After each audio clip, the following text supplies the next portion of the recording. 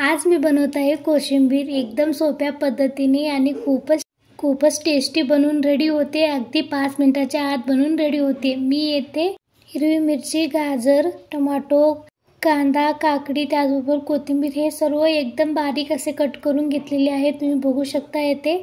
आता हे सर्व साईडला ठेवून घेत आहेत। सर्वात आधी येथे जे आपण दही घेत आहोत ना त्याला फेटून घ्यायचं आहे। फेटून घेतल्यामुळे दह्याला पाणी सुटणार नाही। आपली कोशिंबीर एकदम परफेक्ट बनून रेडी होते।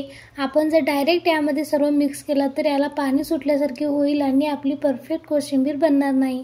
त्यासाठी आधी याला फेटून घेतल्यासारखे करायचं आहे। तुम्ही बघू शकता येथे मी रवीच्या साहाय्याने याला मिक्स करून घेत आहे। आणखीन तुम्ही माझ्या व्हिडिओला लाईक केला असेल तर लाईक करा व माझ्या चॅनलवरती नवीन असाल तर सबस्क्राइब देखील करा। आता मी येथे यामध्ये मीठ घालून घेत आहे।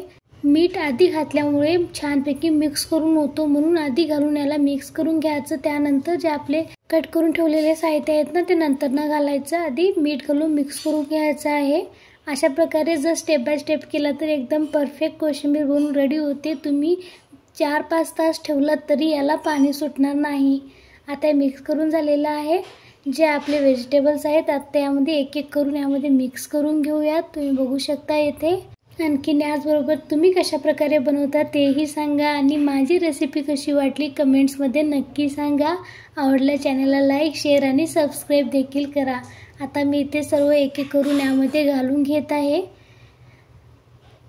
अगदी 5 मिनिटाच्या आत बनवून रेडी होते।